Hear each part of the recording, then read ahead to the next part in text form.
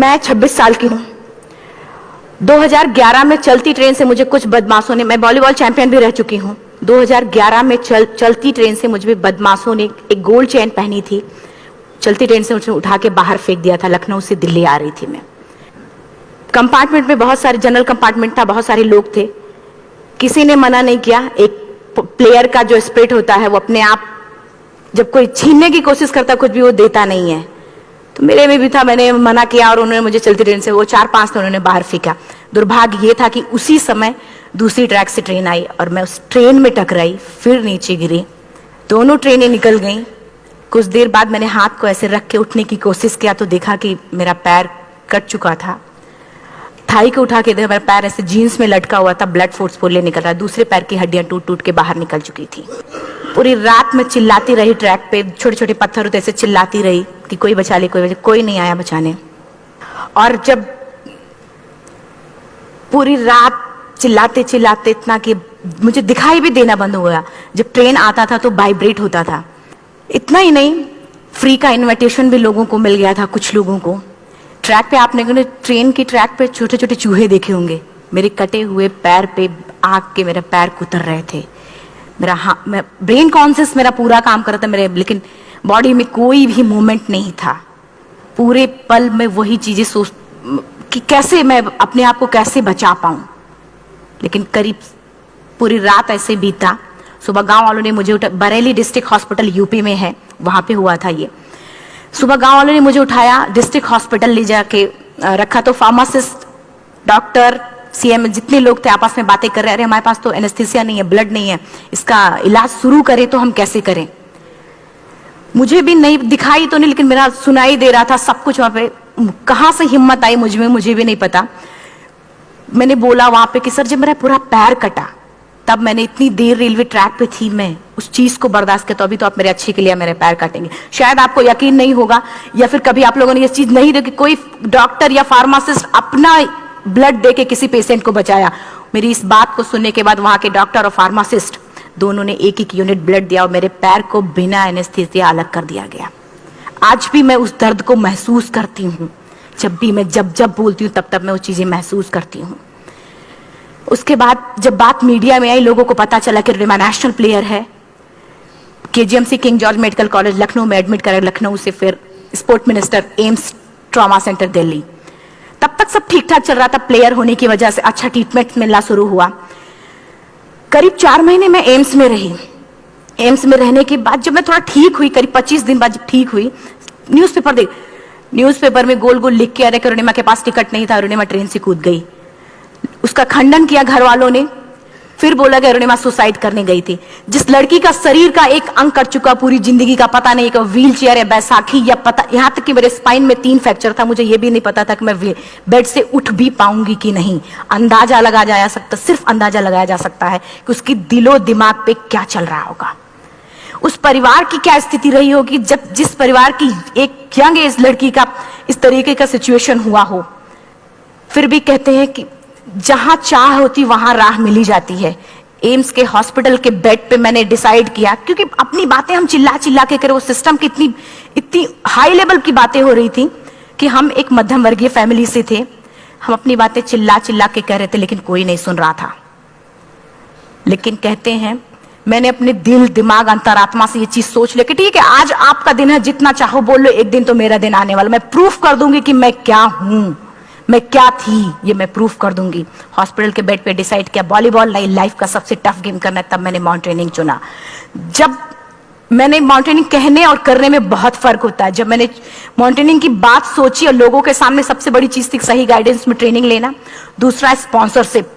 इतना बड़ा एक साथ तो मैंने 40 से 50 लाख मैंने वाकई में कभी नहीं देखे थे पहले। मेरे लिए बहुत बड़ी चीज थी वो इकट्ठा कर पाना।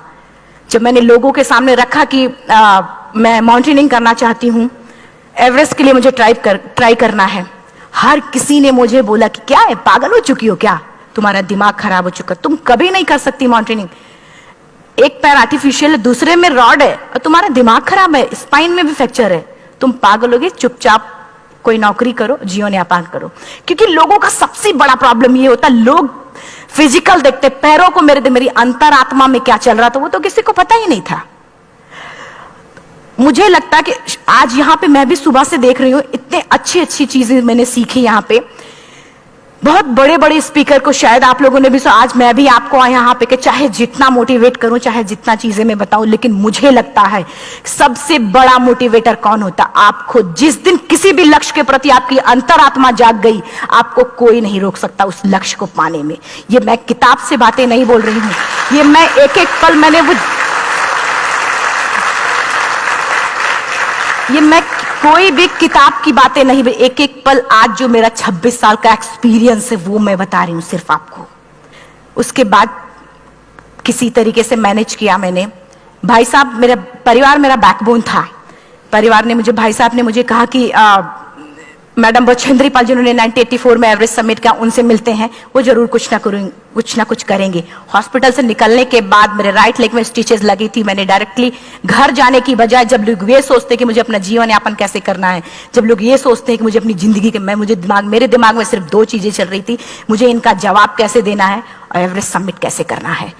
तुरंत गए बछेंद्री मैम के पास। जब मिले, मैम ने फर्स्ट टाइम जब मुझे देखा तो उन्होंने कहा, अरुणिमा, उनकी आंखों में आंसू आ गए। उन्होंने बोला, अरुणिमा, तूने ऐसी हालात में एवरेस्ट जैसे दुरूह पहाड़ के बारे में सोचा तो तूने अपने अंदर तो एवरेस्ट फतह कर लिया, अब तो सिर्फ लोगों के लिए। मेरे परिवार को छोड़ के बाहर की पहली ऐसी महिला थी जिन्होंने मुझ पे भरोसा किया था कि हाँ अरुणिमा, तुम कर सकती हो।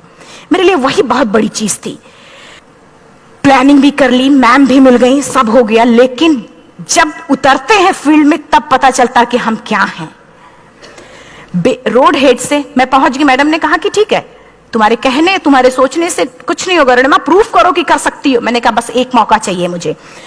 वाकई में जब मैं माउंटेन में पहुंची, रोड हेड से बेस कैंप लोगों को 2 मिनट लगता था, मुझे 3-3 घंटे लगते थे, क्योंकि मेरे राइट लेग की हड्डियां भी नहीं जुड़ी थी। लेफ्ट मेरा आर्टिफिशियल लग चुका था, लेकिन स्टंप एकदम रेड, उसका मतलब घाव एकदम नए थे। मैं अगर पैर रखती थी तो मेरे पैर से जोर से अगर दबा देती थी तो पैर से मेरे ब्लड आने लगता था। सारे लोग नॉर्मल थे वहां पे। हर कोई ये बोलता कि एक पीक के लिए जाते थे तो हर कोई मुझे ये बोलता कि अरुणिमा, तुम धीरे धीरे आओ। मेरे दिमाग में हर बार यही बात चलती थी कि क्या है, मैंने एवरेस्ट का प्लान किया, मैं इनके बराबर भी नहीं चल पा रही हूँ। खुद से संकल्प लिया कि कोई बात नहीं, एक दिन ऐसा आएगा कि मैं इनसे पहले जाऊंगी। और आपको शायद यकीन ना हो, आने वाले 8 महीने बाद पूरा का पूरा वेट उठा के बेस कैंप से साथ निकलते और टॉप पे पहले पहुंचते। ऐसे करके देखते थे कि अरे ये लोग तो पीछे। खुशी होती थी। उससे भी ज्यादा मुझे खुशी तब होना शुरू हुआ जब वो सारे लोग आके मुझसे ये पूछते, मैडम खाते क्या हो, बता दो। पैर नहीं है फिर भी कैसे चलते हो। उसके बाद पूरा मुझे स्पॉन्सरशिप मिला। मैं जब एवरेस्ट के लिए गई, मेरे लिए सबसे बड़ा, एवरेस्ट की जर्नी में मेरे सबसे बड़ा चैलेंज यही था कि दूसरे को समझा पाना। मैं नहीं समझा पाती कि भाई मैं कर सकती हूँ। जब मैं एवरेस्ट के लिए, शेरपा होता, शेरपा को जब ये बात पता चला कि मेरा प्रोस्थेटिक लेग है, आर्टिफिशियल लेग है दूसरे में रॉड, बोला नहीं ले जा सकता, इसकी वजह से तो मेरी भी जान जाएगी। मैडम ने, हमने सबने कन्विंस किया किसी तरीके से। मन वाकई में जो टीवी में हम और उसमें फोटोज में देखते हैं, ब्लू और ग्रीन आइस, हिला देने वाला होता। जितना सुंदर दिखता उतना ही हिला देने वाला होता। जब मैं, हमारे ग्रुप में 6 लोग थे, रॉकी एरिया तक मैं सबसे पहले थी, लेकिन जैसे ही मैं ग्रीन और ब्लू आइस में गई, मेरा आर्टिफिशियल लेग स्लिप कर जाता था। फ्रंट पॉइंटिंग से, जब मैं फ्रंट क्रैम्पोन से फ्रंट पॉइंटिंग मारती थी, लेफ्ट से पेन होता था तब भी करते, लेकिन आर्टिफिशियल जैसे फ्रंट पॉइंटिंग मूव हो जाता, मेरा पैर ही मूव हो जाता था। शेरपा मुझे बोला नहीं हो सकता अरुणिमा, जबरदस्ती मत करो। मैंने कहा कुछ नहीं, ये मेरा पैर है, मैं जानती हूं कैसे चलेगा। फाइनली 1, 2 बार, 3 बार करने, 4 बार, 5 बार होल हो जाता था। आइस थोड़ा टूट के निकलता था तो मैं वहां पैर रख के जाती थी। कैंप 3 तक ठीक था, प्रॉपर एक्लेमेटाइज किया अपने आप। कैंप 3 तक जनरली गए। बात जब कैंप 3 के ऊपर की होती है, साउथ कोल समिट, अच्छे माउंटेनियर, अच्छे दिलेर के हौसले धरे के धरे तब रह जाते हैं जब अपनी आंखों के सामने किसी को मरता देखता है, और दिमाग में बात, जब जिसको डिसीजन मेकिंग, और जब दिमाग में बातें जब ये आने लगती हैं कि अरे जिस चीज के लिए हम जा रहे हैं उसी चीज के लिए आदमी मर रहा है, इसी चीज के लोग लिए मर चुके हैं। रात में क्लाइंबिंग, ज्यादा से ज्यादा माउंटेनिंग रात में की जाती है क्योंकि वेदर शांत होता है। जब मैं रात में निकली साउथ कोल से, कैंप 4 से, मेरी हेडलाइट जिधर ही हेडलाइट जा रही थी उधर ही डेड बॉडीज मुझे नजर आ रही थी। मेरे रोंगटे खड़े हो रहे थे। मुझे समझ में नहीं आ रहा था कि मैं करूं तो क्या करूं। इतना ही नहीं, मैं जिस रोप में थी उसी रोप में जब मैं आगे जा रही हूं और एक बांग्लादेशी, उनका हाथ हल्का हल्का ऐसे हिल रहा, मुंह से आवाज आ रही थी। मैं एक्सप्लेन नहीं कर सकती मुझे कितना डर लग रहा था। बार बार ये बार बार मन में आती, इसका ऑक्सीजन खत्म हुआ है, ये मर चुका है लास्ट सिचुएशन में, और हम कुछ नहीं कर पा रहे हैं, क्या करें। उसके बाद मैंने 10 से 15 मिनट सिर्फ मैं वहां खड़ी रही। मैंने सिर्फ इतना बोला कि अगर आप सभी में से सभी ने एवरेस्ट सबमिट कर लिया तब तो ठीक है, अगर नहीं सबमिट किया है मैं सबके लिए एवरेस्ट सबमिट करूंगी और जिंदा वापस जाऊंगी। क्योंकि जैसा हम सोचते हैं हमारी बॉडी उसी तरीके से जनरेट करना शुरू करती है। मैंने डेड बॉडी, क्योंकि जा ही नहीं सकते थे किनारे से, उसी रोप में वो एंकर है, डेड बॉडी को लांगी और लांग के जाना शुरू किया।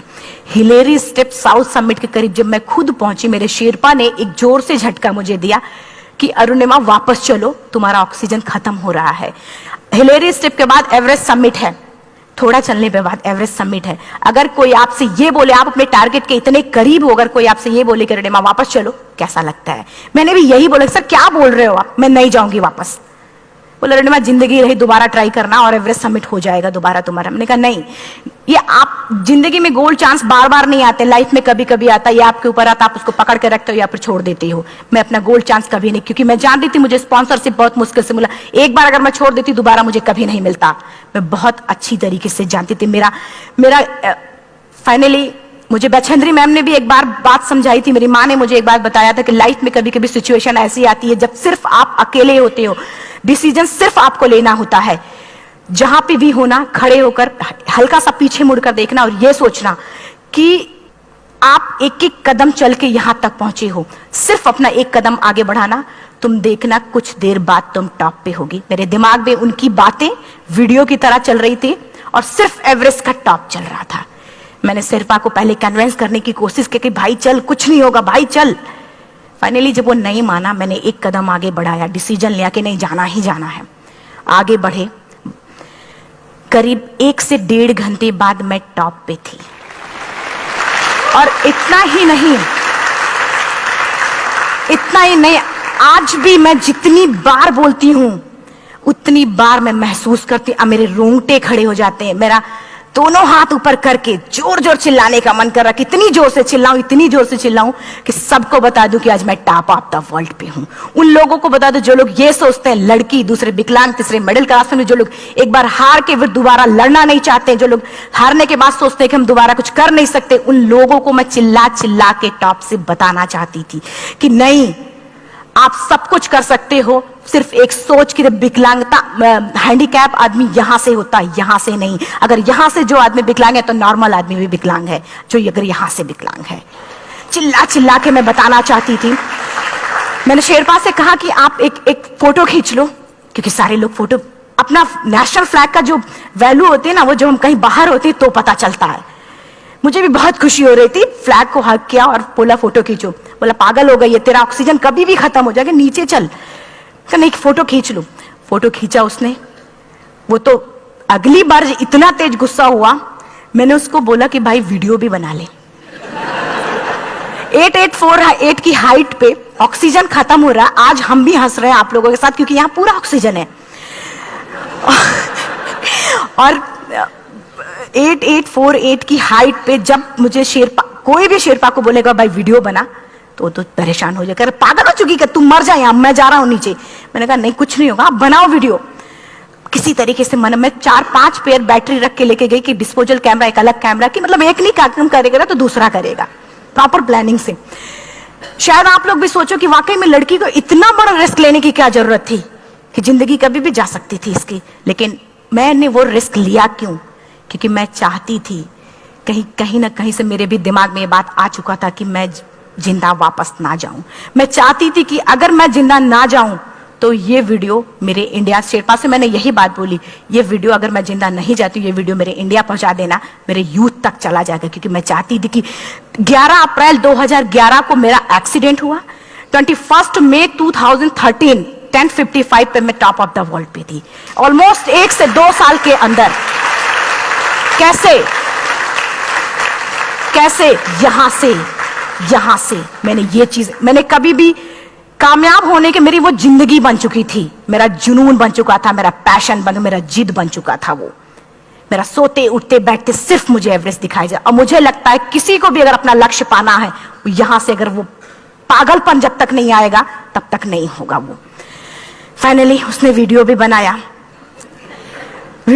आप बोल रहे फटाफट अरुणिमा नीचे भागो। जब मैं टॉप पे थी तो कुछ लोग और भी थे, लेकिन 10:55 पे मैंने एवरेस्ट समिट, 11 बजे के बाद अगर कोई अटेम्प्ट करने की कोशिश करता है तो उसको सुसाइड अटेम्प्ट बोलते हैं। जैसे ही मैं नीचे चलना शुरू की, मैंने कहा भाई हाँ चल नीचे चलते हैं। ज्यादा से ज्यादा मौतें नीचे आते वक्त होती हैं एवरेस्ट पे।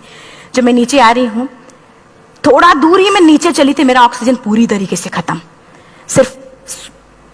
सिर्फ अंदाजा लगा सकता कि जब ऑक्सीजन खत्म हुआ क्या परिस्थिति रही होगी। मैं ऐसे नीचे गिर गई और शेरपा मुझे बोला कि अरुणिमा मुझे यकीन नहीं था कि तू एवरेस्ट सबमिट कर पाएगी, लेकिन फिर भी तूने किया। मैं चाहता हूं कि अरुणिमा जिंदा चल, तू वापस उठ, खड़ी हो। मुझे खड़ा करने की वो कोशिश कर रहा था बार बार, मैं खड़ी नहीं हो पा रही थी, वाकई में दम ही नहीं था। लेकिन फिर भी कहते हैं कि जैसे हमारे नियम होते हैं वैसे ऊपर वाले के भी नियम हैं। उसकी लिस्ट में जब मेरा नाम नहीं है तो वो मुझे नहीं ले जा सकता।